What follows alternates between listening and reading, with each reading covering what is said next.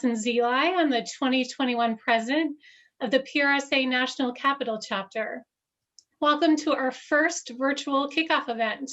While we've had professional development events this year, this is our annual event to officially pass the baton on to the new president, introduce the board, and inform all of you about our important committees that drive our chapter forward. This event will be recorded and shared via our newsletter and on our social channels. We encourage you to share on social this evening using the hashtag PRSA NCC 2021. Also, this event is in a meeting format to enable networking, so please make sure to keep yourself on mute unless you are speaking. For optimal viewing, please click in the right-hand corner and change to speaker view. You are welcome to keep your camera on throughout the event. Many of you are familiar that PRSA NCC is the largest PRSA chapter in the country. Our purpose is to foster collaboration and enhance knowledge and skills and create connections through inclusive education, networking, and professional growth opportunities. I'm grateful for my dedicated and committed board of directors, including my executive committee featured here, and the full slate of board of directors. Next slide. I am also thankful for the members of PRSA NCC's first ever advisory council. If you are a board member or a member of the advisory council, please say a quick hello in the chat. I'd also like to publicly thank our chapter sponsors. With their generous support, we are able to hold programming and offerings like this event. Thank you to those who work for any of the companies shown here. Tonight, we are thrilled to have Bill Novelli, one of the pioneers of social marketing, discuss his new book, Good Business, The Talk, Fight, Win Way to Change the World. And I'll hold up a copy of my book. Who better to introduce Bill than an executive from Porter Novelli? We'd like to express our sincere gratitude to Porter Novelli for sponsoring this event, as without sponsors, many events would not be viable. I am pleased to introduce Kate Kuzak, Chief Marketing Officer for Porter Novelli. Kate is an integrated communications professional and has managed global account groups as well as business building teams during her more than 15-year career. Kate has led the business development, brand development, and integrated marketing for major corporations and agencies. Next slide. Kate earned a BA from Duke University and her MA from King's College, University of London. Kate, the virtual stage is yours. I will turn it over to you. Thank you so much, Lauren, and thank you so much for that introduction. We are thrilled to be able to sponsor this very important event. And of course, I am thrilled to be able to spend a few minutes to introduce Bill Novelli. Nearly 50 years ago, after an early career in advertising and marketing at Unilever and the Peace Corps, Bill Novelli co-founded Porter Novelli with the understanding that the art of communication can advance society. Both he and Jack Porter looked for clients with the ambition to make a positive impact, and in doing so, achieve better business results than they thought possible. Today, we believe that organizations must find, live, and tell their purpose in order to thrive. Those who do so will motivate action, secure loyalty, and encourage advocacy, all in service to a healthier bottom line, a vision and methodology that Bill Novelli and Jack Porter set in motion for us from the very beginning. Since then, Bill Novelli has continued his entrepreneurship and legacy of impact by helping to found and oversee Georgetown University's Business for Impact through the McDonough Business School, which partners with companies, nonprofits, and governments to advance social, environmental, and economic impact. As a professor in the MBA program at the McDonough Georgetown, Bill teaches principled leadership for business and society and managing the enterprise. He developed and previously taught courses in corporate social responsibility and leadership and management of nonprofit organizations. Bill is also co-founder and co-chair of the Coalition to Transform Advanced Care, a national alliance focused on reforming advanced illness end-of-life care in the US. He's on the boards of the American Cancer Society, the Coalition to Transform Advanced Care, the Bipartisan Policy Center's Advocacy Network, the Campaign for Tobacco-Free Kids, Capital Caring, and Strategic Partnerships. And previously, he was the CEO of AARP, a membership organization of 40 million people, 50 and older. Prior to AARP, he was the founder and president of the Campaign for Tobacco-Free Kids, EVP of CARE, the International Relief and Development Organization. Most recently, he has co-authored 50 Plus, Giving Meaning and Purpose to the Best Time of Your Life, and Managing the Older Worker, How to Prepare for the Organizational Order. His newest book, which some of you have just seen, is Good Business, The Talk, Fight, Win Way to Change the World, which was published at the end of last year. So with that, and I do not know how you do it, Bill, I'm very happy to hand this over to you so that you can say a few words. Kate, thank you so very much. You know, I am a fiercely proud alumnus of Porter Novelli. And we started the firm, as you heard, to apply marketing communications to health and social issues. And now the firm has grown and achieved so much more, but it still has a strong focus on purpose. And Lauren, I want to thank you so very much and your colleagues for inviting me to be part of your kickoff event. And I look forward to our chat and our discussions with the participants. As you heard from Kate, I've had a long career, about half of it in the private sector and about half in what I call public service, in other words, the nonprofit world, with a short stint in government. And strategic communications has been a thread throughout. And what I've learned over the years and what I talk about in my book is essentially three basic lessons. First, no matter where we work, whatever organization we may be, wherever we may be in our careers, we can make a social difference.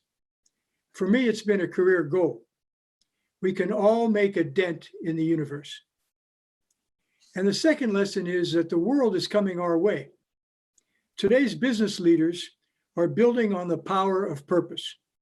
They're incorporating social and environmental strategies into their core businesses to improve their financial performance, and they're improving society for the rest of us. And this isn't just the right thing to do for these companies. This is good business. And companies know very well the young workers are looking for purpose as well as a paycheck. And the third lesson in the book is that we all have an obligation to future generations. In the book, I ask, what do we owe our grandchildren? We have been given a great country. It's our heritage. And now we have to make it even better as we pass it on. And the public relations profession can make important contributions to all three of those goals. I think the profession has changed since earlier days, but in fundamental ways, it's stayed the same. Our field has always been broad and far-reaching, and now it's broader still. Back when Porter Novelli became part of Omnicom, we offered clients what we called integrated marketing communications. And what we meant was multiple agencies coming together under the Omnicom brand to provide seamless services.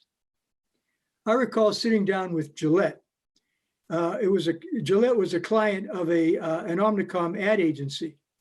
And the Gillette executive said to me, "I'm glad to see you, Bill, because we've come to realize that the answer to every marketing problem is not a 30-second TV commercial." And nowadays, it seems that companies and major nonprofits and agencies have themselves added a variety of communications services, all under their own roofs, so that now integrated services are probably even better coordinated. And of course, technology and social media have created huge changes as well, along with fragmented media and 24-hour news. We hear of citizen journalists and citizen scientists. People are more informed than ever before, but they're not better informed. I think of two colleagues, Martha Boudreau, who's the Chief Communications and Marketing Officer of AARP, another of my alma maters, and Eileen Boone, the Senior Vice President of Corporate Social Responsibility and Philanthropy and President of the Corporate Foundation of CVS Health. Both Martha and Eileen have extremely broad communications responsibilities, along with the internal and the external resources to accomplish them. And both of them talk about their social missions. Once again, purpose-driven perspectives. And that's why communications is so important to organizational success. Communications professionals see the whole field. They are, or they need to be, involved in the strategic process. I think communications is an excellent channel by which to move to the top of an organization. Now, another thing that's changed is the swamp of misinformation and disinformation that plagues us today. More on that later. Now, how has strategic communications stayed the same? First, our fundamental job has not moved. Our job is to change behavior, whether it's selling packaged goods, the way I started my career, or promoting financial services, or persuading the unconvinced to get their vaccinations, or working on maternal and child health in low-income countries. Changing social norms and individual behaviors is our profession. And second, we hold ourselves to the highest ethical standards and to truth and authenticity. Many years ago, I gave a speech at a PRSA convention. I held up my code of conduct, and I read the part where we pledged to do no harm. And I said, in that case, how can anyone in our business work for tobacco companies?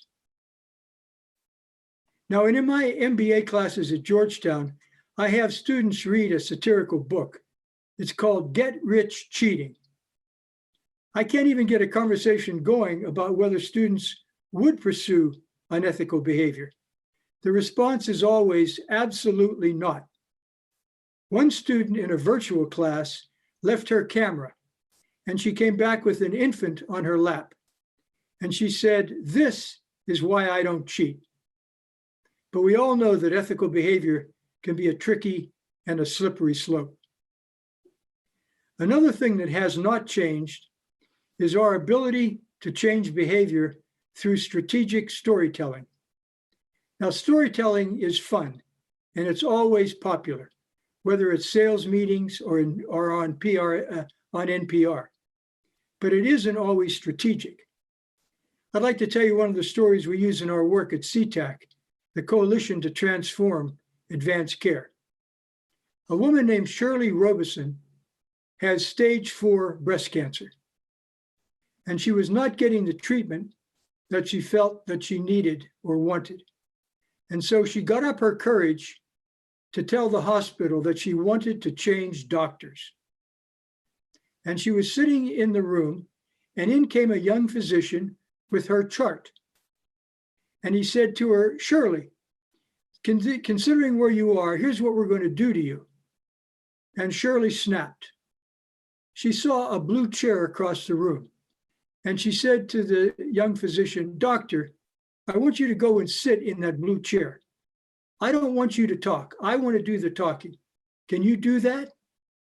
And this young doc went and sat down in the blue chair. And Shirley spent 20 minutes telling him about her life, about her work, about her children, about her fears, and about her hopes. And when Shirley was all done, she was a woman. She wasn't a patient. She was somebody that the physician could relate to.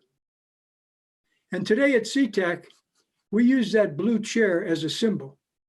If somebody's not listening to us, we say, "You see that blue chair? Go sit in it."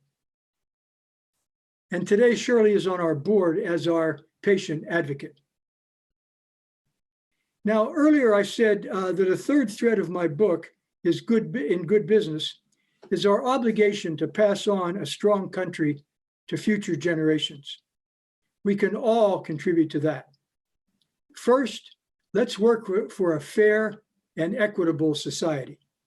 This is a major trend right now among many organizations, so let's build on it. You've heard of zip code risk. That's the idea that your zip code has more to do with how long you'll live than your genetic code. Social determinants of health are major topics in health care today. The focus on equality today is very strong, but it's uneven. We can strengthen it through our communication skills. Second, we need to get everybody at the table. Today's social and environmental problems are way too big for endless combat. We need to talk and fight to win. Tuesday's opponent could be Thursday's ally. There should be no permanent enemies, only permanent values and principles. And we need to cross the aisle. In Good Business, I mentioned Bill Frist and Olympia Snowe, two Republican senators who were known for crossing the aisle to try to get something done. Many of us have people in our own family we can't talk politics with, but we need to have those conversations at work, with neighbors, and especially in our families. So let's find what we can agree on. Maybe not toxic politics, but how about issues like climate action or infrastructure or education? Let's cross the aisle. Misinformation and disinformation are bad for our profession, bad for democracy, bad for America. A lot of organizations are trying to solve this problem. We can help through communications, but we can't do it alone. We need legislation and regulation to address this problem. I learned early in my career that policy advocacy is a necessary part of our profession. America is an ideal as well as a country. All four of my grandparents came here from somewhere else. And when I was growing up, I thought to myself, what are these immigrant values? And I came to think of them as love of country, love of the United States, strength of family, a reverence for education, and an appetite for hard work. And I want to pass those on to my grandchildren. As privileged professionals, we all have the opportunity to leave a legacy, to make things better. The late Congresswoman Barbara Jordan said, "What Americans want is a country as good as its promise." So let's all work for that. Thank you for listening, and now back to Lauren.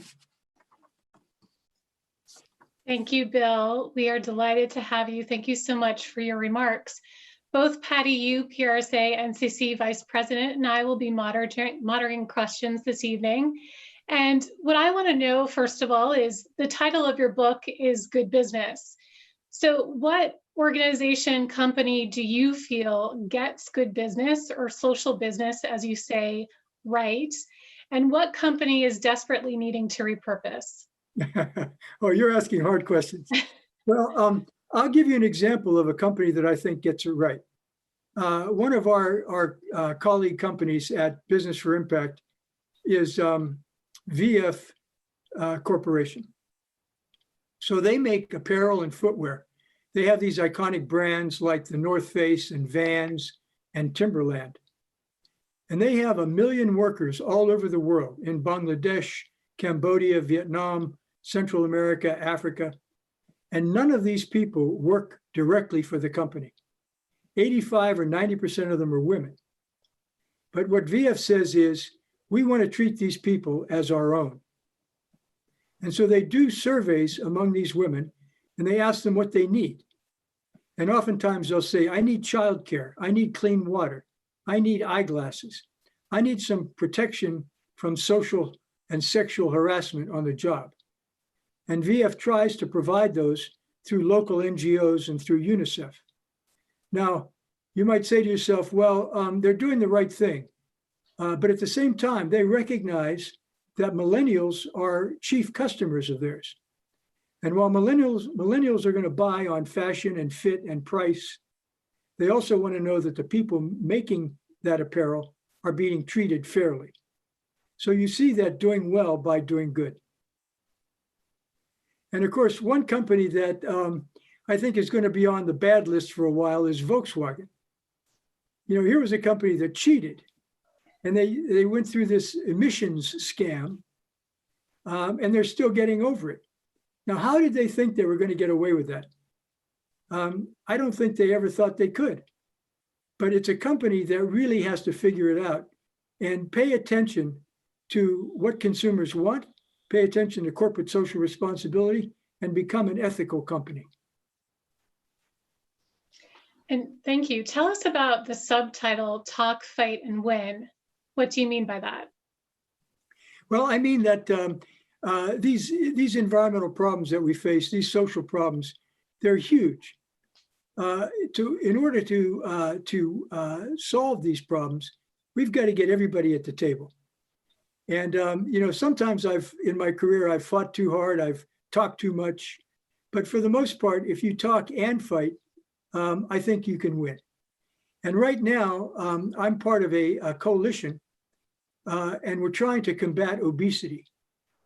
And this coalition has food companies, beverage companies, nonprofit watchdog groups, government, academics, and it's not easy to get along, but we sit at the table and we talk.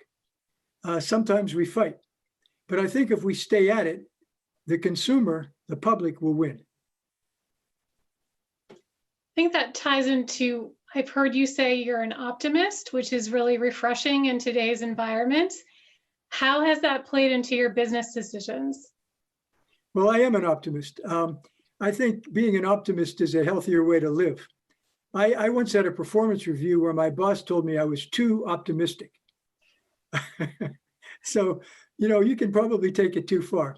But I think that if you're an optimist, what you're looking at are solutions as opposed to problems. And I think if we look for solutions and not spend all day worrying about problems, we can really move the ball down the field. And you say if you communicate really well, you can make a real difference. Is that solutions, or what do you mean by that? Well, I think we need to start with strategy, Lauren. We always start with strategy. Whoever the target audience is, what do they want? What do they need? What do they understand? And then we can communicate. So an example from my AARP days, we were working on getting prescription drugs into Medicare. And it was a very complicated subject. And there was this crazy thing called the donut hole. And what it really meant was there wasn't enough money to go around. So the money was going to have to be put towards people with high drug costs and people with low incomes who couldn't really afford their drugs. So we explained this to our constituents, and they didn't like the donut hole. Then we tried to communicate, and I think we did a reasonable job, but still there were plenty of naysayers out there. So the communications, I think, was relatively effective. But at the end of the day comes leadership. You have to make a decision that you think is right for your target market, your constituents, for the country, and that you can tell your mother about. And then you need to make a decision and live with the consequences. Are there other good strategies that you want to share? I think thinking about strategies is easier said than done. Today things are so complicated. And when we think about strategies, a good example right now is COVID, vaccinations. So some people are banging at the door trying to get vaccinated. And other people, we read all the time about nursing home workers who say, no, thank you. So, we have many different kinds of target audiences here, and it won't do to just have one size fits all communication. We've really got to zero in. Right. I've heard you say purpose as well as a paycheck, which means a lot to me personally and resonates with me. What does that mean for you when you say doing well by doing good? So can you elaborate more on that? Yeah, I'm a happy camper because I have these students who are tomorrow's leaders. I like to say that tomorrow's leaders are in our classrooms today. And I don't just mean the students, I mean the alumni, because I keep track of them. So I've been at Georgetown for a fair number of years now, and I've built up a pretty good alumni cadre. And I talk to these people all the time. And I think they're changing these companies, and they're changing them for the better. And so I think that when we think about doing well by doing good, we think to ourselves, these companies know how important it is to attract young talent, how important it is to nurture them, to train them, and to keep them. And if they want to do that, they've got to focus on purpose as well as a paycheck. So something a lot of companies and organizations faced at the onset of the pandemic, especially myself working for a nonprofit, was communication budgets were slashed. So do you feel this is a predictable trend moving forward? Well, it's probably predictable, but it's not a wise idea. And many nonprofits today are having a difficult time. For some, if they're into food insecurity, they may be fully funded, but others are not. And one of the first things people think of is, let's cut the communications budget. Let's do more of that with less. And of course, what happens is you begin to lose your audience.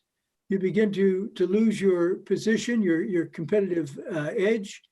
And it's, from my standpoint and from what I've learned, it would be probably one of the last things I would cut, not the first things. And speaking of nonprofits and associations, for those that are tuning in tonight that work for nonprofits, what would you advise them to work on currently, given the political, social justice, and health environment? Well, I talked about some of them before. I think we have an opportunity here. COVID is a terrible thing, but in a perverse way, it's given us opportunities. It's given us opportunity to change the social and racial equity gap, because people are focused on that. It's given us opportunities. I talk to a lot of nonprofit leaders and corporate leaders, and they're very reflective.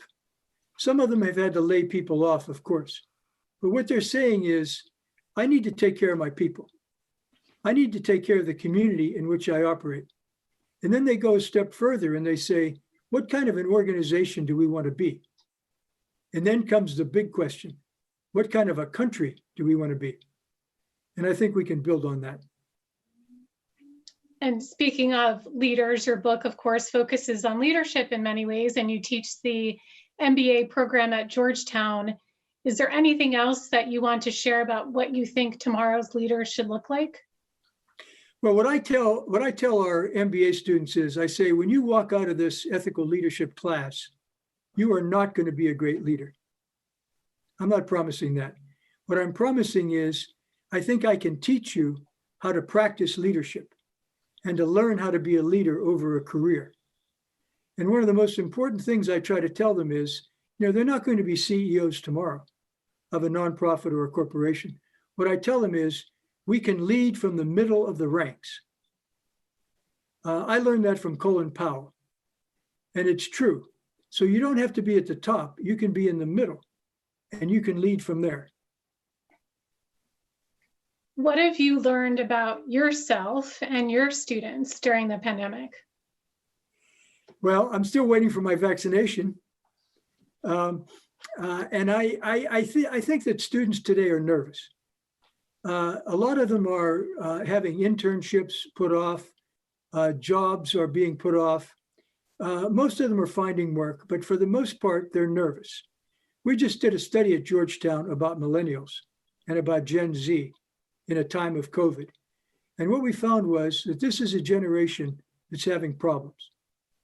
We say it may be the first generation that didn't do as well as their parents did. And especially women are having problems. Many of them are having to leave the workforce because they don't have childcare. And many of them are being laid off because they have lower jobs. And so what we have here is a generation in trouble. And the MBAs that I teach, they're pretty much privileged people. I mean, they may be low income, they may be there on scholarships, but they're going to go out and get good jobs. But many people are not. And this is why we have to focus so hard on changing racial, social equity. Do you have recommendations for companies just looking at the SHE session and that it's a huge crisis right now, what companies can do to accommodate working women? Well, I think there are a lot of different ideas. It's not easy for companies to figure out in a pandemic what to do. But obviously, there are so many different ways to think about this. I mean, we have to be a pro-natal country. We have to say to ourselves, how do we take care of women so that they can take care of children? That's our future. And there are a lot of different ways to think about that. We had a great, we called her our chief people officer at AARP. And I used to talk to her every day and say, what can we do? What can we do that's different? And this is way back whenever working from home was a new thing. Now, of course, it's the new normal. And I'd say, are we sure we want to do that? Is that the right thing to do? And she'd say, yes, it is. And she'd convince me of it and many other things. So I think we need to listen. I used to have a thing I used to call Breakfast with Bill every Thursday. So I would bring a new unit in and we'd have breakfast and we'd talk. I'd go into the field and meet with the state office. You can learn so much by listening. And I think that good leaders learn how to listen. Speaking of ARP, if they are the warrior brand, what are millennials? I call the AARP a warrior brand because the way I used to think of it is, we're going to fight for what's right. We're going to get prescription drugs into Medicare. We're going to fight these good fights. And if you want to be a corporate partner with us, you have to realize that we're going to be up on the Hill or in Sacramento or Tallahassee or Albany doing battle. So take that into account when you decide whether or not you want to be our partner. I think millennials are in their own ways warriors. They want change. As I said before, they want purpose as well as a paycheck. And they're more fearless maybe than back in my day. When I started out in my career, it was get a job, big company, climb the ladder. The word entrepreneurship was never mentioned. And now you talk to 5 Georgetown students and you get 6 ideas for a new company. I think these are glorious times. That's very true. I'm going to punt over to Patty to handle the remainder of the questions. Thank you, Lauren. February is Black History Month, Bill. What is your hope for Black communicators and diverse communication professionals? Well, Patty, I spoke about this before. I think that I think we've got momentum. We've got momentum in terms of trying to face up to social determinants of health, face up to socioeconomic inequality. And what we need to do at this point, I think, is to seek out equity in our own ranks. One of the things I like to do, I pride myself on doing, is mentoring. And it's not easy to be a mentor and do it in such a way that you don't put too much pressure on your mentee. But I think that we can all be good mentors. And I think we owe it to Black professionals, Hispanic professionals, Asian Americans, everybody to be the best mentor we can be. And if we do that and then they do it, we've got a whole generation of change. Would that be nice? As you look back on your storied career, what is the biggest mistake that taught you the most valuable lesson, and how did you reconcile that loss? I could write a new book on mistakes. Maybe I'll do that. The biggest mistake I think I made was we were fighting for national tobacco control legislation. And the administration, the Congress, everybody was piling on the tobacco industry. And they stood up at the National Press Club one day and they said, we thought we had a deal, but Washington is crazy. So we're backing out of the deal and we're going to kill it. And I thought to myself, there's no way they can do this. We've got public opinion on our side. We've got the Congress. We've got the administration. We're going to win this fight. And what I should have said, Patty, was, I'm not going to take a chance. I should have gone back to the Robert Wood Johnson Foundation and said, I need another $50 million to win this fight. But I was too complacent. And we lost that in the Senate over 2 votes. And years later, I went back to the former president of Robert Wood Johnson and I said, Steve, if I had asked for $50 million more, would you have given it to me? And he said, I don't know. That was my biggest mistake.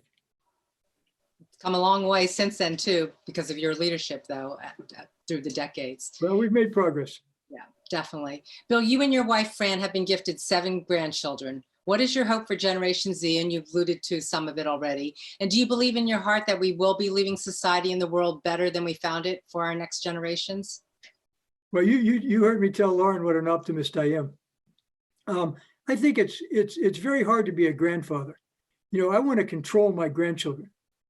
And my wife says, stop that. You're not their dad. You can't do that. So it's kind of like a bank shot.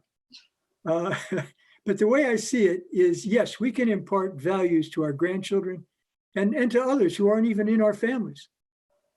And I think we have the ability to take a strong country, a good country, and make it better. And one of the things I always think of is these problems that we're facing are cyclical. We've faced problems like this before. And we will get past this, and leadership really, really matters. You've had spirited discussions among your own family members, I believe, in reading the book about work-life balance. Explain your, I don't know if you call it philo or FILO approach, first in, last out of the office. And does that still hold today? Yeah, you know, people think that millennials and Gen Z are not good workers. They say, well, you know, they spend too much time on the life part of the work-life balance.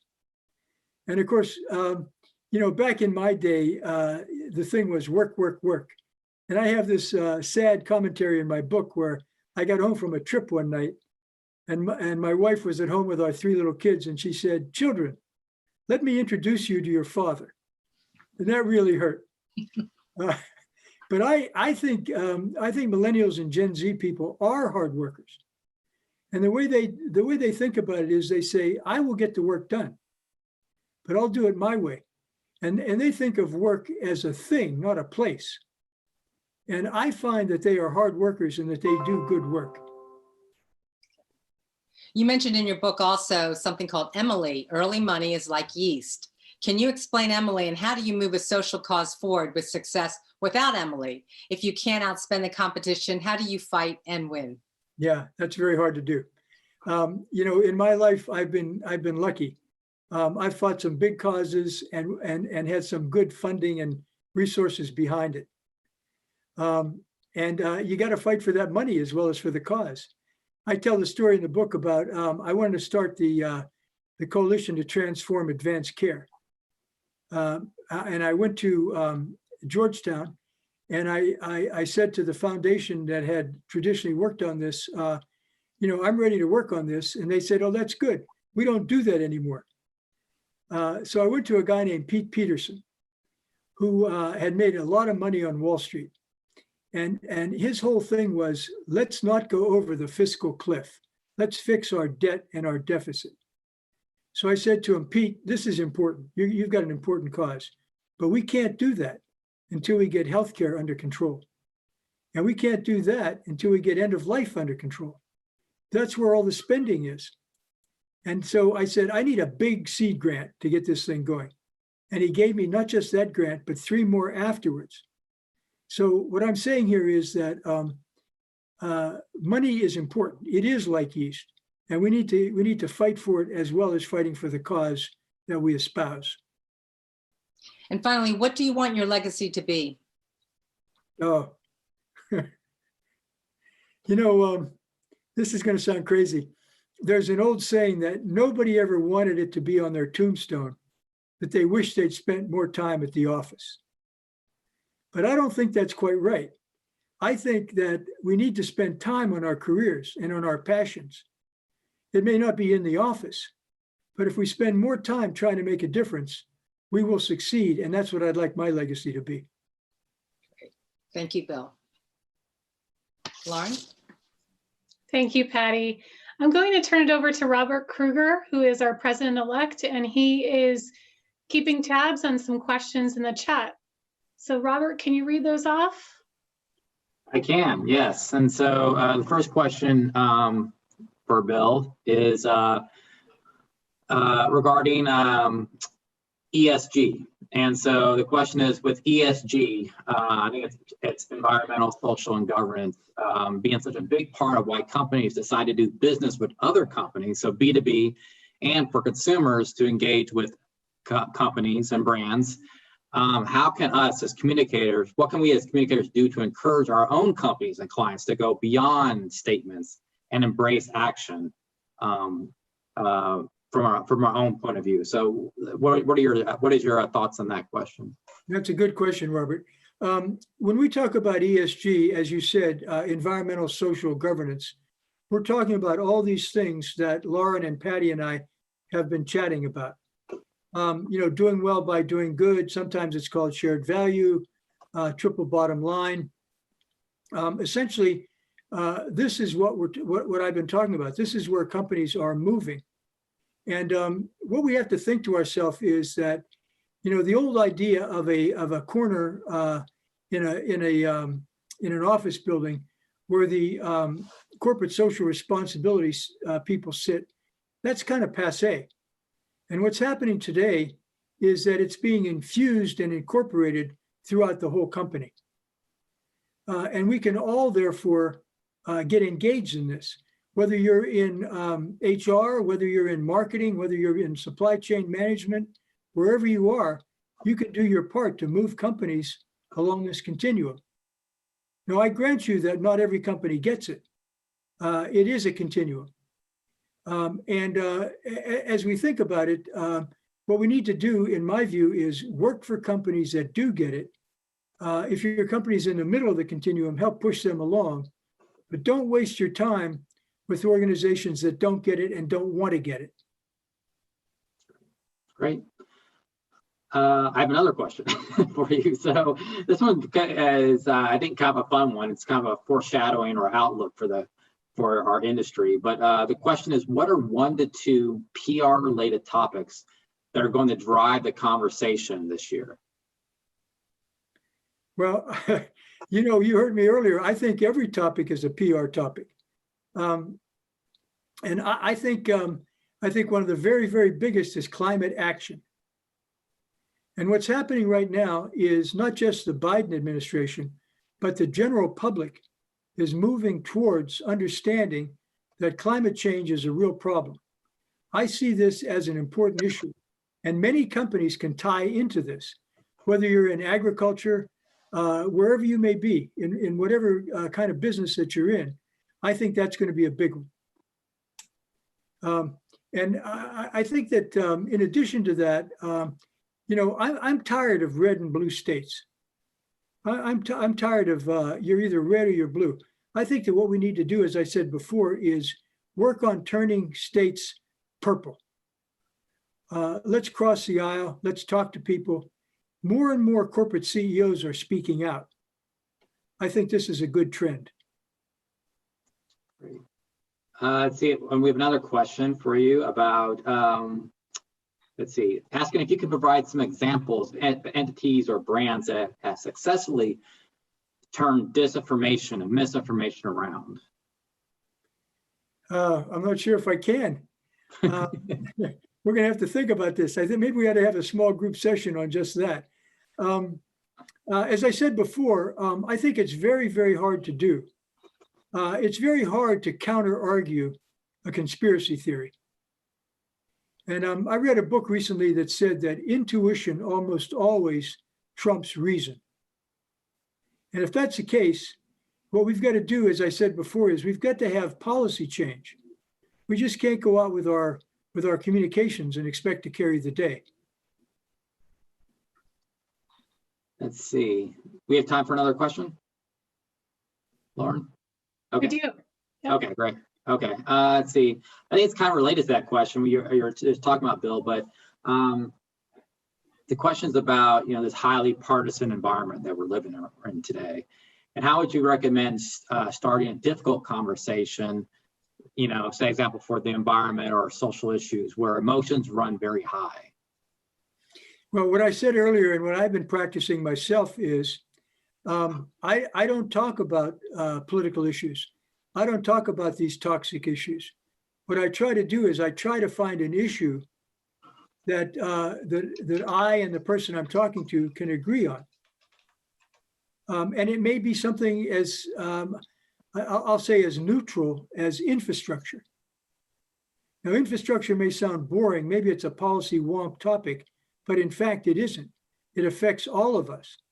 And if we can get people not to focus on, the attack on the Capitol or some highly toxic or highly partisan issue, and talk about infrastructure or talk about education, I think we can begin to close the gap. Let's see. Trying to see if there's any more questions. Related to that, Bill, like you were saying, like kind of like, picking a kind of like more of a neutral topic or whatnot, maybe kind of like a topic that's not like a lightning rod issue. Would you recommend, like, for example, say environmentalism is a very lightning rod issue? It can be seen as partisan. Would you recommend like reframing it in like, for example, in the framework of health, public health, or something along those lines? Or how would you go about that? Kind of like that's an excellent idea. That's an excellent idea. So I work with a group. I serve as co-chair of their advisory committee, and it's called the Medical Society Consortium on the environment or on climate and health. So the idea here is that climate change is a health issue, and it's very clearly so. So if we can talk to people, and as I said before, the public is moving towards a better understanding of climate change. If we can talk to people about how it's a health issue, then hopefully we can get off dead center. If we have one more time for a question, I don't know if we don't want to go down this rabbit hole, but there's a question about in-house communications and social media. And I think I've seen this over the years as well, where in-house social media, where there's always a bad tug and pull, whether it's a marketing function or a comms function. Where do you see it belonging, or is it a shared function? Well, I don't know the answer. I think it depends on the company. I'll just say one thing, which is I don't think there's anything more important than internal communication. So I'm working right now on a project to look at a major company's work. And the company is doing good work, but it's having cultural problems. It's the marketing people don't accept the social change initiatives that are going on. And if that company doesn't change its culture, it's going to have a very difficult time pulling off what it's trying to do. So there's an example of how important internal communications can be. Great. Great. I think those are some that a lot of the other questions are pretty similar to what I just asked. So. Okay, so Robert, two quick things. Number one, if anybody wants to email me with a question, I would welcome it. And number two, not only do I want to thank you, but I want to tell all the PRSA folks how big a fan I am of the organization. Great. Thank you, Bill. And if you're amenable, perhaps we could do a follow-up blog with some questions. I think everyone would enjoy that. Well, let's do it. I'd like it. And we do have a bit of surprise for you. So I'm going to kick it back to Patty because she has a lightning round of questions for you to close out the session. All right, okay. Fasten your seatbelt, Bill. Text or phone call? I like to shout over the back fence. Offense or defense? Offense. Analog or digital? I have no damn idea. Real world experience or MBA? Both. Hiking up a mountain in Montana or a 5 a.m. treadmill run? Oh, the mountain, Montana, my adopted state. Purpose or repurpose? Oh, both, I think, Patty. I mean, we've got to have purpose, and oftentimes we don't get it right, and we need to repurpose. Academia or advocacy? Well, I'm not an academic. I'll go for advocacy. Red or white wine? Red. DC United or Manchester United? DC United. What's next or what's on Netflix? What's next? Lauren? Thanks for being a good sport, Bill. We really appreciate it. We're very appreciative of you sharing your thoughts and dedicating time to be with us this evening. Thank you again. Before we transition to the next portion of the program, We do have 5 lucky winners whose names were drawn, and they get a free copy of Bill's book. So I will read those names off, and apologies if I mispronounce anyone's name. So we have Eva Marie Socha, Patricia Hagler, Daniel Schabel, Kemen Williams, and David Rodwald. So congratulations. We will be in touch with you to send you a free copy of the book. And thank you again. So we are going to move to our awards portion of the evening, where we will announce our volunteer awards for last year. And I will turn it over to Lisa Keefer, immediate past president. And before I do, I just wanted to publicly acknowledge Lisa as a friend and a colleague for her leadership last year as president during a very trying last year. So thank you for your service, Lisa, and the virtual stage is yours. Thank you, Lauren, and thank you, Bill. That was very interesting and enlightening to listen to. So it's very, very exciting to move this event into the virtual space, just as we did with a lot of events last year, and leads me into talking about tonight's chapter awards, coming off of a year that was that U word that we all are tired of using now because it's just our normal routine. So thanks for being here with us this evening. For those I haven't met, I'm Lisa Keefer. I'm the immediate past president of the National Capital Chapter, having just wrapped up my term as president in 2020. This event each year is really special for many reasons. As much as it is to introduce and prepare us for the year ahead, it's also a moment for us to reflect on the achievements of the previous year. And one of the ways that we do that is through our chapter leadership awards.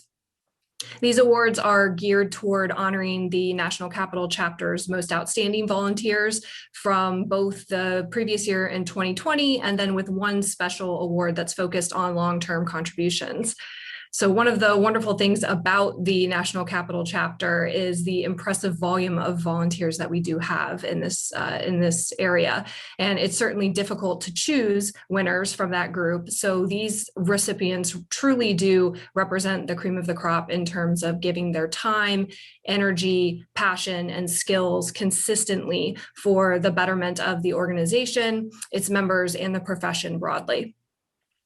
And as we can all attest, that was so much more difficult to do in a year like 2020, as we started the year with normal life this time last year, and then very quickly had to pivot and reshift those ambitions, and really begin navigating some of what became the most difficult personal and professional challenges that some of us might ever see. So despite that, we managed to have an unbelievably successful year, which would not have been possible without our volunteers, and especially those that we're here to honor tonight. So with that, I would like to announce our first award winner, and that is going to be the winner of the 2020 PRSA Service Award. And the winner for that award is Jenna De Pellegrini. The PRSA Service Award is given to an outstanding college senior who has demonstrated significant leadership and dedicated service within a local PRSA chapter. Ms. De Pellegrini did just that at American University, where she led the AU PRSA chapter in transitioning to a virtual format, organizing events and awards ceremonies, and serving as a champion for other students to empower them to become active in PRSA, but then also in PRSA as part of their career preparation. So I am sure everyone can imagine how difficult it is to do that as a professional, but then even more so to do it as a student who is also trying to balance studies in their final year. So Jenna, congratulations on this honor. We can't wait to see what you do next. And with that, I'd like to welcome you briefly to the virtual stage. Thank you so much for this. I would just like to thank my faculty advisor, Gemma Puglisi, because I would not be able to do half of what I managed to do in this past year without her help and support, and all of my professors who have been wonderful in their support of our chapter and helping us get all of our events for our chapter members to be transferred over to a virtual platform. and for your support as the National Capital Chapter as well. I know that we've been in contact and you guys have been a strong pillar of support for us always, but we're just especially thankful for our relationship with you guys as well to help us make sure that all of our chapter members get the best experience they have and a full understanding of what this industry and what this chapter can offer them as they head into the professional field. So thank you so much. Wonderful. Thank you, Jenna. Okay. So next up, we are going to announce the winner of the Rising Star Award. The Rising Star Award is intended to honor a volunteer who both becomes an active volunteer and then excels in his or her contributions to the chapter in a single year. So the winner of the 2020 Rising Star Award is Miles Goldman. And I can speak personally to how Miles is so deserving of this award. In fact, at this very event last year, Miles and I had the chance to speak at length about how he might get involved in the NCC. And one of the roles that we discussed was with the sponsorship committee. So not only did Miles follow through and join that committee, he immediately began contributing time and helping to reach out and service our sponsors, and ended up becoming a regular active participant in our board meetings, providing valuable input broadly. And in just a year of time, Miles has now stepped up to serve as chair of our sponsorship committee, which he will lead this year. So Miles, congratulations on this well-deserved honor. I am so impressed with how you followed through and gave your time and efforts to this chapter last year. So with that, Miles, please join us on the virtual stage. Hi, everyone. Thank you so much, Lisa. And thank you for encouraging me to become involved more with the chapter and encouraging me to become involved with the sponsorship committee specifically. Want to also thank Lauren for all of your support over the past year. And obviously looking forward to now working with you even more in my new role as chair of the sponsorship committee. And I also want to thank Brendan Miller, who was my predecessor as well, for all of his support. Couldn't have felt comfortable making the transition now if it weren't for him. So thank you, everyone. Wonderful. All right, great. Our next award is the New Professional Award, which honors professionals with fewer than 10 years of experience who make a significant impact on the chapter in a single year. So for 2020, I'm happy to say that we have two honorees whose contributions were both impressive and impactful in our success for the year. Our first winner is Courtney Fowler. Courtney was an incredible contributor in 2020. She began the year volunteering her time to plan our signature annual awards event, the Excellence in Communication Awards, which was already going to be a lift to transition that to a virtual format. We also rebranded it last year, so there was a lot of work to be done. Well, then another volunteer had to unexpectedly step away from the event planning at a critical moment, and Courtney not only stepped in, but stepped up to take on more of the lift on the planning for the event, but also with the judging process for the awards. And I can say her efforts were absolutely integral in helping us pull off what ended up being a very successful, fun, and engaging event. So Courtney, congratulations. Thank you so much for your efforts, and please join us on the virtual stage. Thank you so much, and thank you, Lisa. I think that honestly for me, being able to contribute to the event and collaborate with such a smart group was just a whole lot of fun and something I would recommend to everyone. But it was really such a bright spot in, as you said, a crazy, crazy year, and something I genuinely looked forward to every week. And this is just way more than I could ask for, and I'm so humbled. So thank you so much. I really appreciate it. Thank you, Courtney. All right, and then our other winner of the New Professional Award is Rihanna Taniguchi. Rihanna was an actively engaged member of our Diversity and Inclusion Committee in 2020 and was essential in helping us meet highly ambitious D&I priorities for the year. She attended all of the committee meetings, came prepared to each one of those, and proactively took on many tasks that helped to further embed D&I into the chapter's strategic plan and lay the foundation for a better path forward in the years ahead. So Rihanna was unable to join us tonight because she has a class that she is in during this time, but she did ask that I share how thrilled she is to receive the award and how proud she is to be a member of the NCC. So we can all share a virtual thank you to Rihanna for her contributions and look forward to seeing what she does next. So next up, I would like to announce our Senior Professional Award. This is an award that is given to a volunteer with more than 25 years of experience who contributed significantly to the chapter during a single year. And I am so proud to share that this year's winner is Barbara Burfine, a PR+M fellow PRSA. Barbara is a former NCC president, for those who do not know, and she has continued year after year to be a consistent source of support for the chapter and its leaders. She's an advocate for the profession. She serves as a mentor and role model to fellow professionals.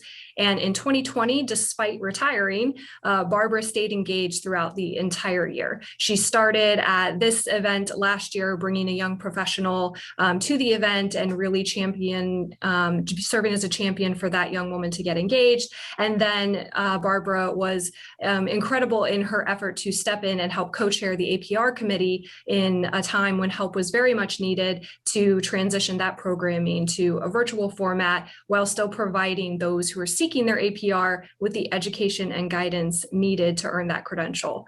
Barbara has been a mentor and a friend of mine in the past 13 years that I've known her, so it is truly a privilege to honor her tonight. Barbara, congratulations and thank you. Thanks, Lisa. And thank you, all of you, for the kind words and the recognition.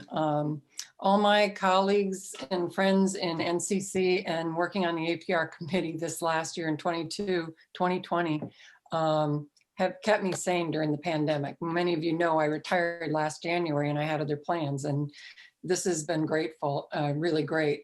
There's so many great people out there who've helped me along the way. So I need to share this award with Susan White-Simon, who recruited me as an APR committee co-chair during that same event, Lisa, last year's NCC kickoff. We tag teamed, especially towards the end of the year, to do a jumpstart program. And that was when many other APRs and APR+M stepped up to be panelists, presenters for Jumpstart, and as mentors, and much, much more. There are too many to name, but we couldn't have done it without them. And a lot of them are here tonight. So thank you so much. This is a collaborative APR committee, and we're ready to help new candidates through the process. So this is an awesome group of mentors, by the way. Come join us and start your own APR journey. And thank you, NCC. Thank you so much, Barbara. Okay, our next award is the Diamond Award. This award is given to volunteers who provide the most extraordinary contributions to the chapter overall during a single year. So very significant award. For 2020, this is another category where we have 2 honorees. So our first is Joseph Dawson. In 2020, Joseph served as co-chair of our D&I committee. And as I mentioned earlier, we started 2020 with very ambitious D&I priorities as part of the 2020 through 2022 strategic plan. And then those objectives became only more ambitious as the year went on. Joseph was absolutely integral in helping our chapter make significant strides in ensuring that we are an inclusive organization that is representative of the diverse professionals that make our profession great. In addition to that, Joseph provided consistent, valuable input on initiatives all across the chapter. He helped lead our nominating committee to vet and shape the slate for this year's leadership, and he personally planned and led highly successful events that were focused on creating a more diverse, unified profession.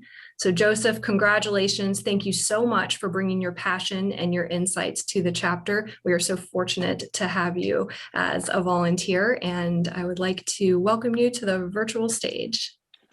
Good evening, everyone. Lisa, many thanks to you and the other decision makers for this honor. I'm sure there were other finalists, and I want to thank them for their immeasurable contributions to our chapter. Any meaningful impact I had was in part because of great partners like Didi Basine, who is my DEI committee co-chair, along with the other DEI committee members. Now, here's the thing. You don't have to be part of the DEI committee to make a difference. Tonight, I encourage everyone to think about ways to advance DEI, both within our chapter and our profession.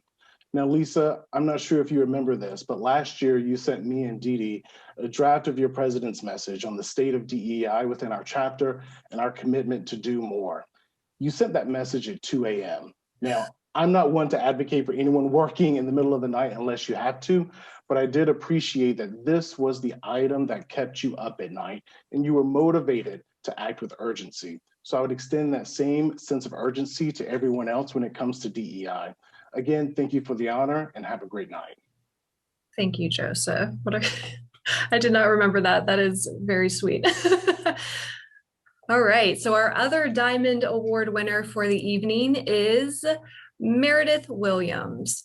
Meredith served as our treasurer in 2020, a first-time role for her with the chapter, and now thinking back, wow, what a year to have had to lead the financial strategy for an organization such as ours.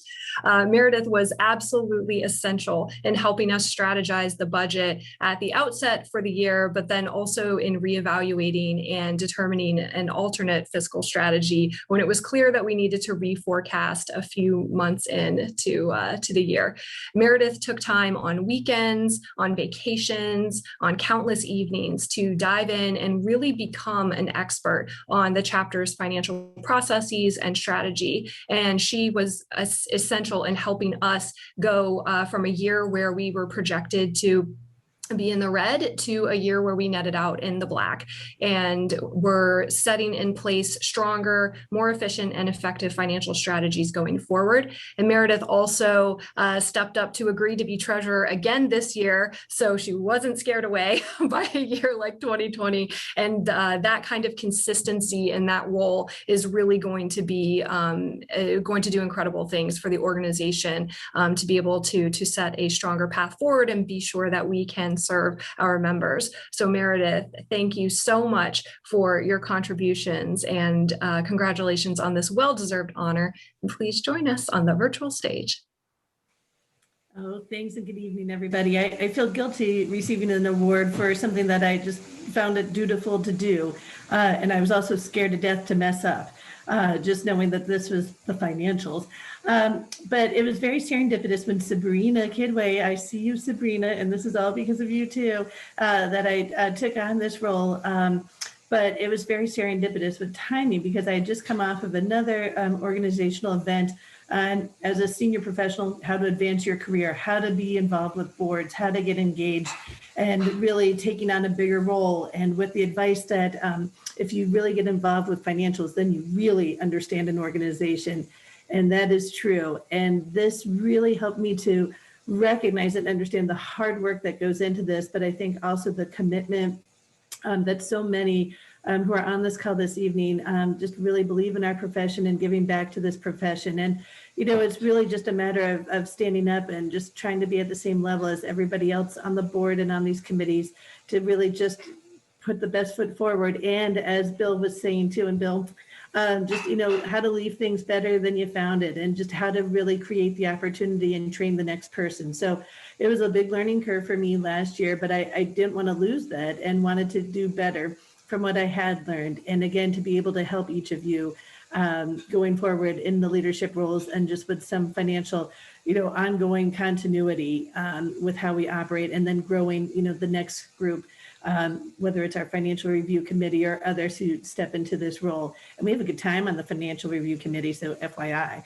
And once we really have the budget balanced and know what we're doing, then we might have a glass of wine with it too. So, but Lisa, really with COVID and the pivoting, I mean, your leadership was phenomenal. Lauren, thanks for all you do and just the cohesive and coordinated communications. And thanks to my dutiful, wonderful financial review committee. I didn't coerce you into anything. But appreciate all the time that you provided as well too. So thank you, everybody. Thank you, Meredith. All right, and now it is time for our final award for the evening, and this is our Platinum Award, which is the highest honor of the NCC awards.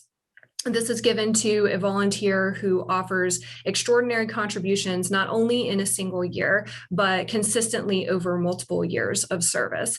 So this year's winner was actually mentioned earlier. So I am proud to announce that Susan White Simon, APR fellow PRSA, is the winner of the 2020 PRSA NCC Platinum Award. Susan has developed a very well-deserved reputation among NCC leadership and the profession at large for how passionately she gives back to the profession. She has long served as the PRSA faculty advisor at the University of Maryland, where she has worked with students to create the Toth Outstanding PR Student Award. She has coached student teams through multiple of the esteemed Bateman competitions and has served as an absolute champion in terms of students moving on to their careers in public relations and communications, and with PRSA being a big part of helping to support them in their early careers. For NCC on the professional front, Susan has served on our board of directors. She has contributed to multiple committees, including this past year co-chairing the APR committee, which she has been involved in for a long time, and has served as a consistent, passionate advocate for the APR. She's also a past recipient of our Senior Professional Award and is absolutely so deserving of this, so deserving, in fact, that she was nominated by multiple people for this award. So Susan, I am so pleased to honor you with this. Congratulations. It's so incredibly well-deserved. Thank you for your many years of service to the NCC and the profession. Whoops. Hi, and thank you all so much for being you. When I moved to Washington, D.C. 20 years ago, I didn't know anybody. So I joined PRSA NCC and the APR committee. And within about 3 weeks, I was co-chairing it with Barbara and Sam. And along the way, I got to meet, Mitch Merowitz was one of our first students who became an APR, and so many other chapter chairmen. And but I found my purpose in educating students and trying to advance the profession one person at a time, which I've gotten to do with the APR committee, but also make so many friends. And so it is my pleasure and passion to work with you every year. So thank you so much. Thank you, Susan. We are so fortunate to have you as a member and as an advocate for the organization. All right, well, that concludes the 2020 Chapter Leadership Awards. I just want to extend my sincerest appreciation and respect to these professionals who all played such important, unique, and significant roles in making the year a success. I feel really fortunate to have been able to lead alongside all of you, and I really look forward to seeing what is next in the year ahead. I feel like there's a really strong foundation in place, as there always has been for the NCC, and I know that Lauren and the rest of the 2021 leadership are going to continue that, and I'm excited to be part of it. So thank you, everyone, and I will turn it back over. Thank you, Lisa, and congratulations to the award winners. I'm very honored to work with all of you. I'm going to transition back to our colleagues at Porter Novelli to speak to us about the launch of their Justice, Equity, Diversity, and Inclusion Advisory Services. They recently launched this initiative, and they aim to help leaders and businesses integrate JEDI into every aspect of their organizations. I'm pleased to have two representatives from Porter Novelli talk to us about these efforts. Conroy Boxhill is the Executive Vice President and Managing Director of Porter Novelli's Atlanta office and JEDI Advisory Co-Lead. And with him is Sandy Skis. She's the Executive Vice President and Global Lead of Purpose and Impact for the Porter Novelli San Francisco office. So Conroy and Sandy, I will turn it over to you. That's great, thank you.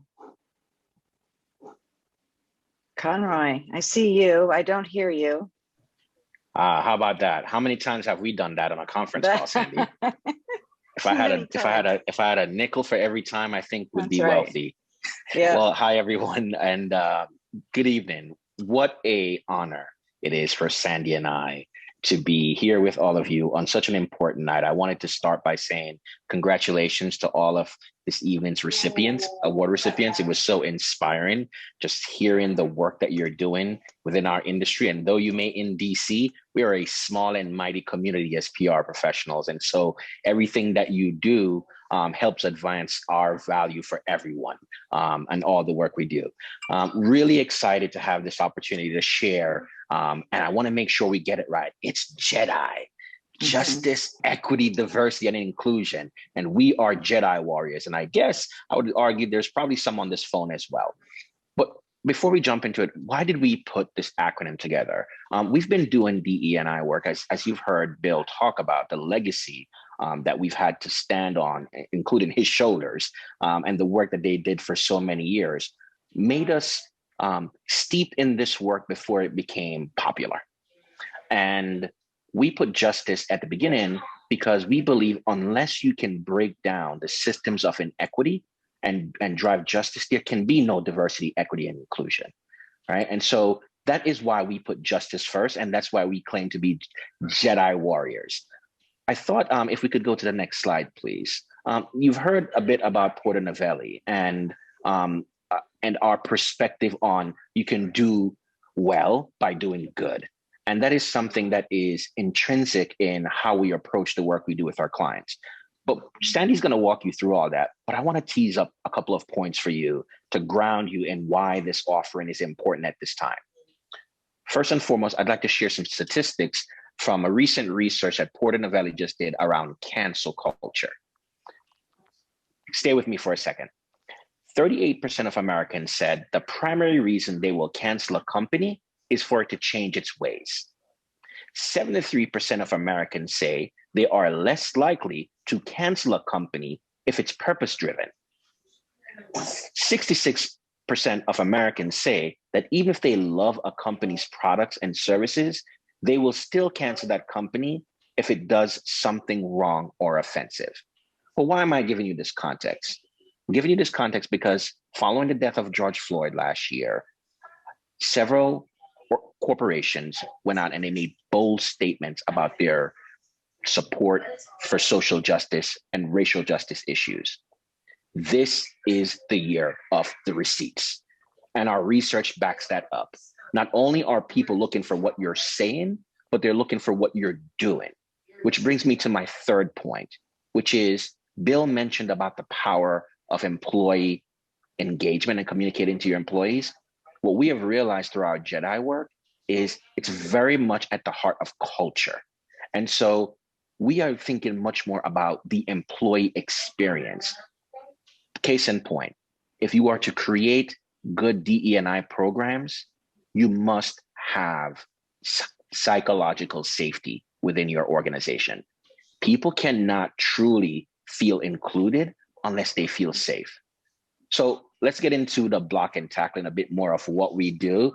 And Sandy's going to take you through that. And then we're going to actually walk you through some case studies to give you some idea of what does the work actually look like that we do. So with that, I'll turn it over to my esteemed colleague, Sandy. Thank you, Conroy. And it is a pleasure to be with all of you tonight.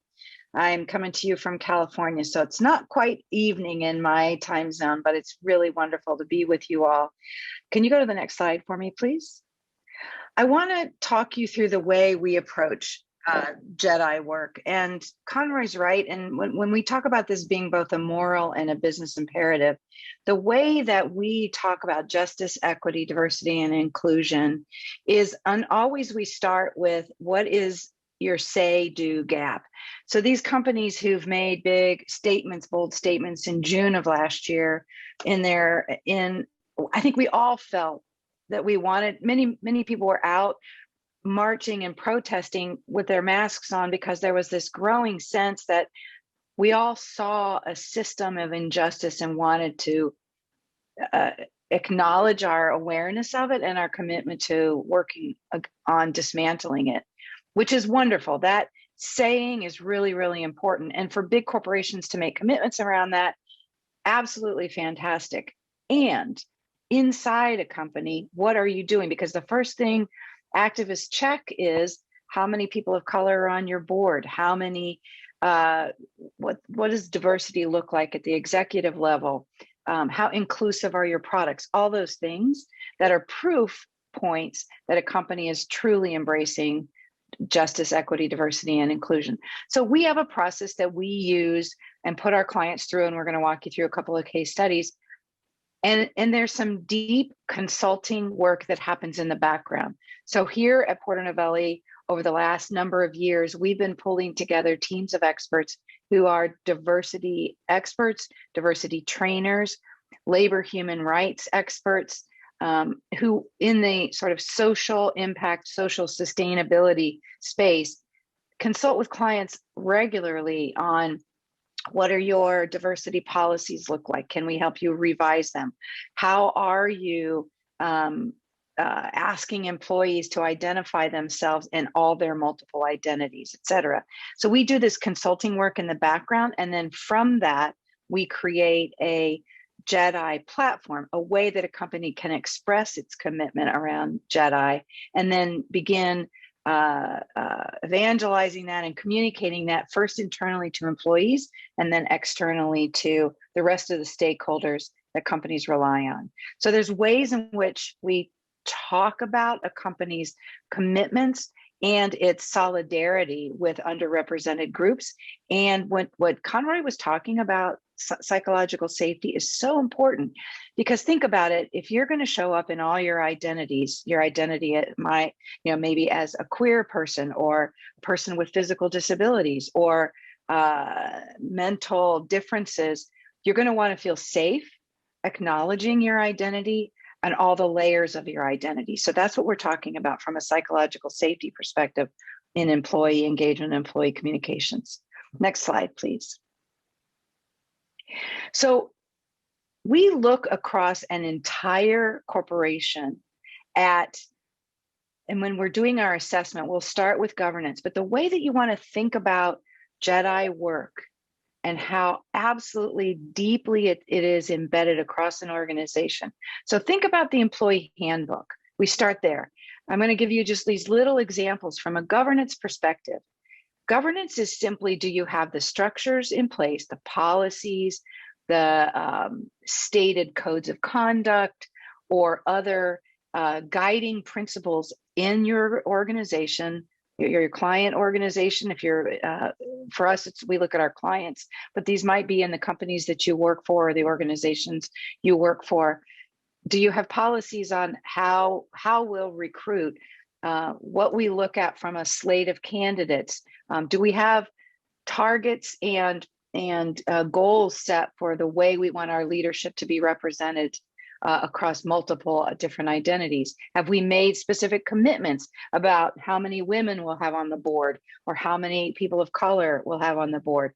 That's all governance. Are there principles, policies, and structure that are going to guide the organization's behaviors that you can rely on so that you know work is being made from a JEDI perspective?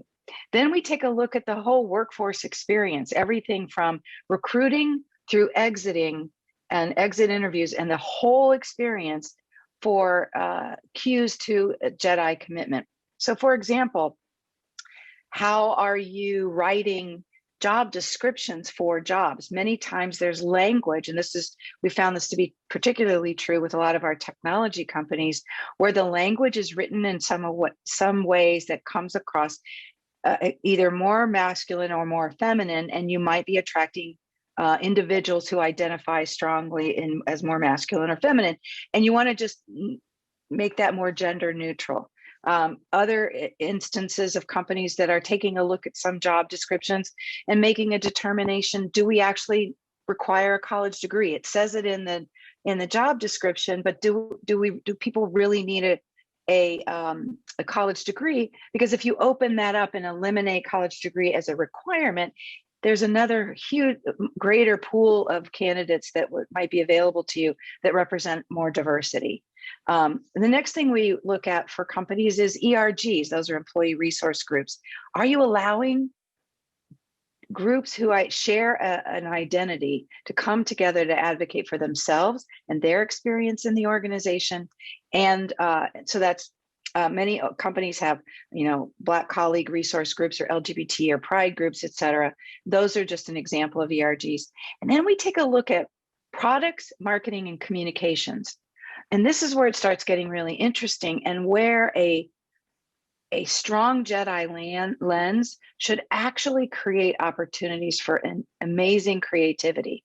So it's one thing to have a marketing code that says we will always include people from different backgrounds in our photography, and we'll want to make sure we have diverse imagery in our product marketing and in our advertising, et cetera. And that's great. And then you want to take a look at the way in which social posts are written.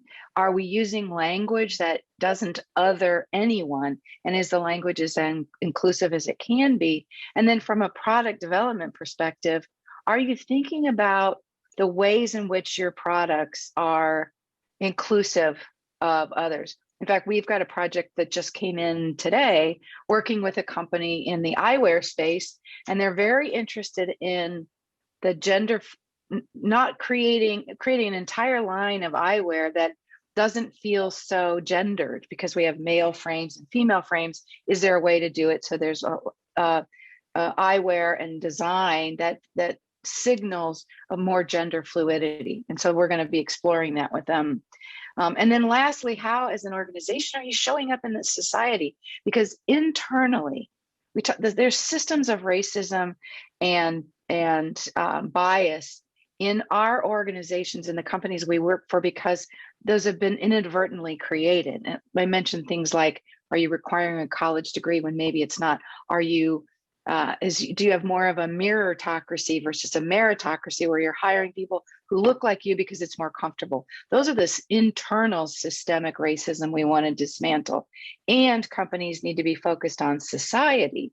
What are you doing to show up and use the power of your brand, the power of your purchasing power, all of the power of your organization to begin to dismantle racism out in society? And this is where you show up from a philanthropy perspective, how your leaders show up and the things they take stands on their own social channels, and how willing your company is to use your lobbying power for public policy change and legislative change in areas that are systemically keep disproportionately impacting in a negative way groups of people. Are you willing to use your brand and your company to help dismantle some of those things? So that's the broadest way we look at an organization, and we do it through training, we do it through assessments, we do it through listening and learning. We act and amplify, help companies figure out what they're doing, close their say-do gap, and then begin telling the story of their progress they're making. So I know we're running out of time, Conroy. We're going to quickly tick through a couple of cases, but that's a broad view of how we approach JEDI here at Porter Novelli.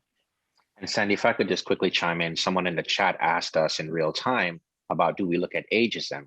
And I think one of the ways for you guys to think about JEDI is keep the ampersand in mind. It's and, right? It's always and, because if you keep an and mindset, then you will always recognize that there's possibly a group or section, a group of people that you just haven't considered.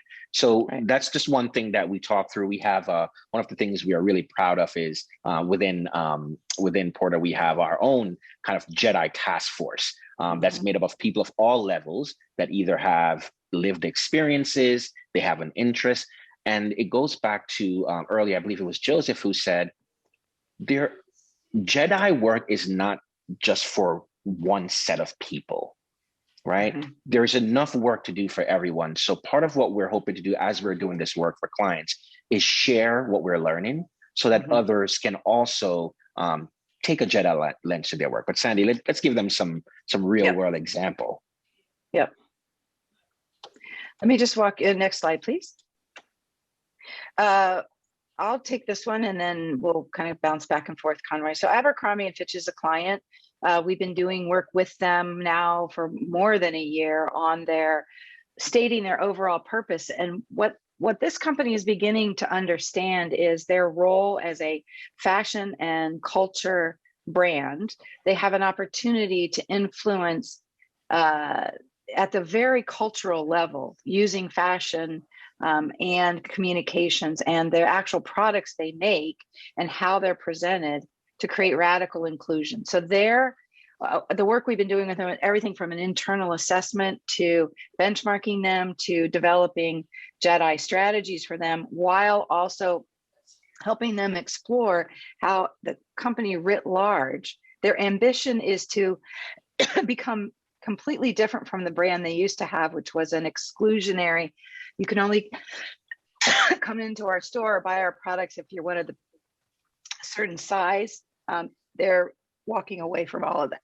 Conroy, to you. No problem. And so, I mean, that part of what that brings together that we would like to leave here is the difference in our approach is the idea that the consulting piece needs to be done first. That's the diagnostic. That's the evaluation, the benchmarking to be able to assess where the say-do gap is for certain brands. Because no brand is created equal and no brand's JEDI journey is the same. And so really understanding, is your ambition to be a innovator, a first mover and a leader? Is it more to be on par with your peers? Or are you comfortable lagging because you don't believe that that's material? Well, our research has shown that both in terms of your ability to retain talent and attract them, your perspective on DE&I is becoming increasingly more important. And so for what the Sandy and the team are doing at Abercrombie and Fitch, it's bringing that consulting piece as well as the communications to bolster that. Sandy? Yeah, thank you. And I'll say that the implications to the work are everything from, hey, we've got a very diverse workforce at the retail center and in the call center and in distribution, but we're not finding that those individuals advance into leadership. That's a system problem we need to fix. Simultaneously, they're also looking at product design, in-store experience. Are we being as inclusive as we can from a size inclusivity, from a gender inclusivity, et cetera? Great example is when they launched their new Fierce ad campaign, which showcased a lot of individuals in the LGBTQ and trans space. They made sure that the talent, and both in front of the camera and behind the camera, were from the LGBTQ community. So there was a feeling of safety on set because the photographers, makeup artists, et cetera, were also members of the trans and LGBTQ community. So the talent and the team behind the camera created this place of safety. That's an example of a JEDI commitment showing up everywhere in an organization. Next slide. This is an example of some work we're doing with LL Bean right now, which is assessing them against, this is what an assessment snapshot looks like. And it's using all publicly available data, but looking at commitments the company is making alongside their competitors and how they're doing in all those areas we talked about: governance, product, employee resource groups, et cetera.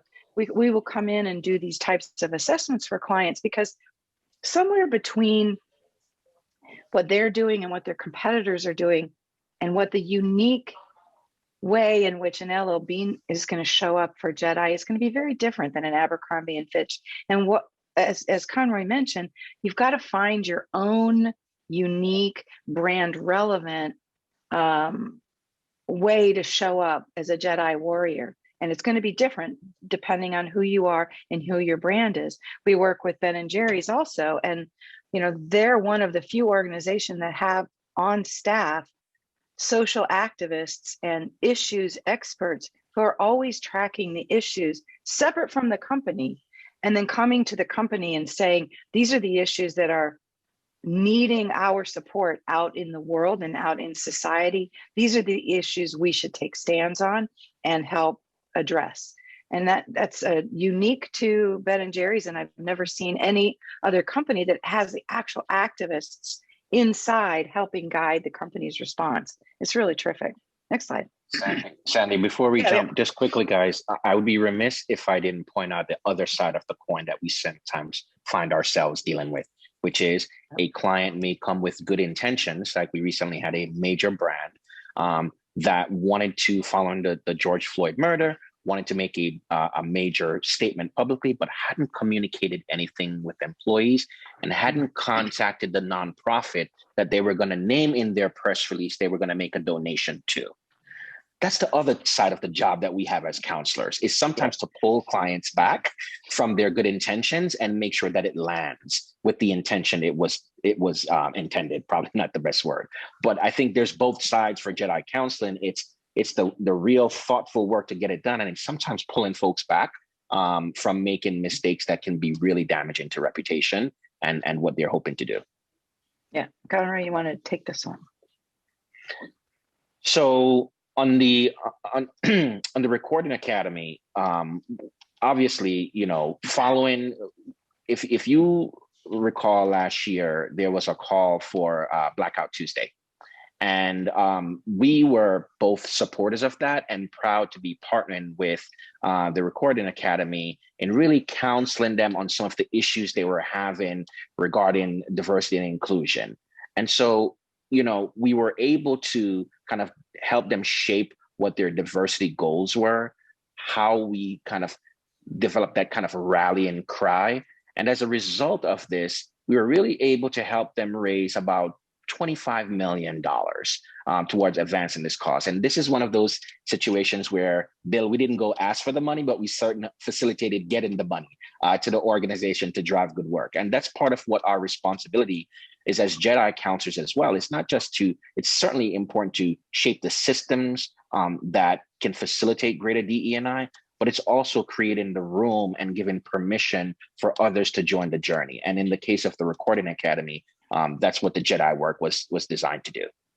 Yeah, great. Next slide. I think that might be it.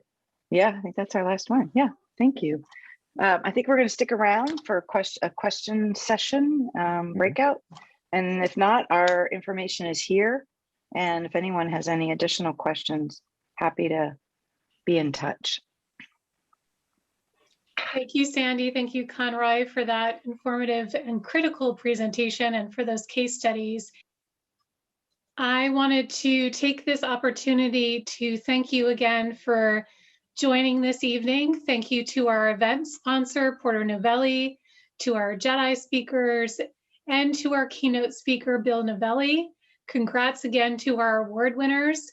We know this event was a long one, but also an informative event, and we appreciate you joining us. Please visit our website at prsancc.org to keep in touch and follow our social channels. Thank you again, and please enjoy your evenings.